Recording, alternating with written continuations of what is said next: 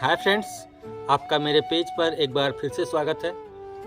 Friends, एक संस्था है जिसके बारे में शायद आप सब जानते होंगे। उस संस्था का नाम है जय गुरुदेव।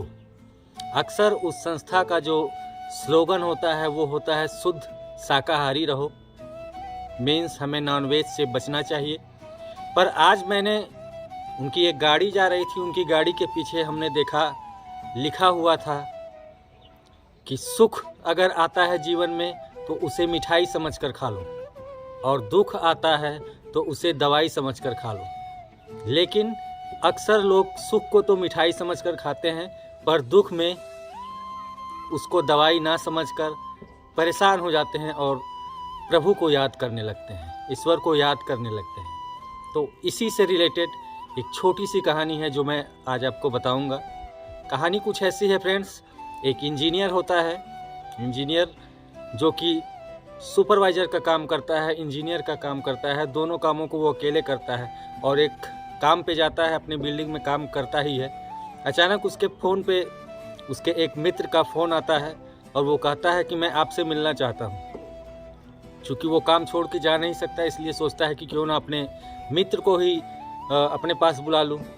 और वो अपने मित्र को अपने पास बुला लेता है और वो 8वीं मंजिल पे काम कर रहा होता है। वहाँ उसका मित्र जाता है, दोनों में बातें शुरू हो जाती हैं और बातें होते होते बातें आध्यात्म की तरफ चली जाती हैं। फिर वो दोस्त कहता है, जो इंजीनियर दोस्त होता है, कि अक्सर लोग सुख में भगवान को याद नहीं करते, दुख में भगवान को याद करते हैं। पर उसका जो दोस्त होता है वो कहता है नहीं, अब ऐसी कोई बात नहीं है, अब लोग सुख और दुख दोनों में ईश्वर को याद करते हैं। तो फिर उसका इंजीनियर दोस्त मानने को तैयार नहीं होता और कहता है ठीक है, मैं तुम्हें एग्जाम्पल दिखाता हूँ कि सुख में लोग भगवान को अक्सर भूल जाते हैं, दुख पड़ने पे तुरंत वो भगवान को याद करते हैं। और वो उसी बिल्डिंग के कॉर्नर पे जाता है और वहाँ से एक 50 रुपये का नोट, जहाँ नीचे एक वर्कर काम कर रहा होता है, साथ में कई वर्कर होते हैं, पर वो नोट एक वर्कर के पास नीचे की तरफ फेंकता है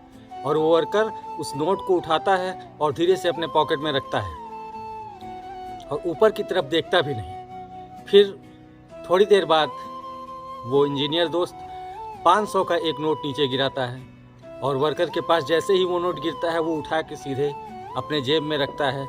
फिर भी वो ऊपर की तरफ नहीं देखता।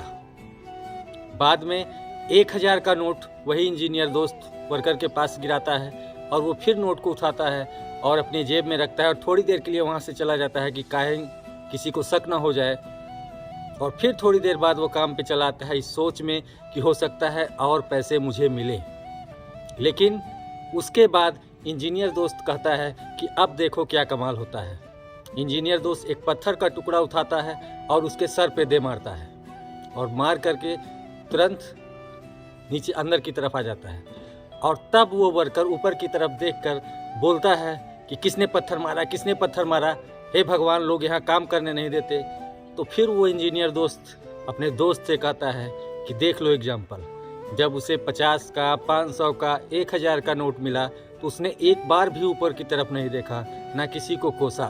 और जैसे ही एक छोटा सा पत्थर का टुकड़ा उसको लग गया तो वह उसने तुरंत भगवान को याद किया, ईश्वर को याद किया। इसीलिए मैं तुमसे कह रहा था कि भगवान को लोग दुख में याद करते हैं, सुख में याद करना नहीं चाहते। तो इस कहानी से हमें यही सीख मिलती है मित्रों कि हमें भगवान को थैंक्स बोलने में नहीं कतराना चाहिए। हो सकता है कि आपके पास जो आज नहीं है वो अच्छे के लिए ना हो सकता है आज आपके पास 4 व्हीलर नहीं है तो वो अच्छे के लिए हो, कल हो जाए तो हो सकता है आप किसी एक्सीडेंट केस में आपकी डेथ हो जाए या कुछ हो जाए। तो भगवान को हमेशा हमें उनका थैंकफुल होना चाहिए, उनको थैंक्स बोलते रहना चाहिए कि हे प्रभु, आपने हमें जिस लायक बनाया है, हमारे दोनों हाथ, पैर, दिमाग, सब कुछ अच्छे तरीके से काम कर रहे हैं, उसके लिए आपको धन्यवाद। क्योंकि भगवान हमेशा हमसे कांटेक्ट करने की कोशिश करते रहते हैं, हम ही हैं कि भगवान को भूलते जा रहे हैं। इसलिए हमारे ऊपर सुखों की बारिश हो या दुखों की बारिश हो, दोनों में हमें भगवान को याद करते रहना चाहिए और ये हमारे जीवन के लिए बहुत ही अच्छा होगा। तो आज आपको हमारी ये छोटी सी कहानी कैसी लगी? अगर अच्छी लगी हो तो कमेंट, शेयर, लाइक्स करिएगा। हमें फॉलो भी करते रहिए। फिर कल मिलेंगे एक नई कहानी के साथ। तब तक के लिए आप सबको नमस्कार। Thank you. Have a nice day.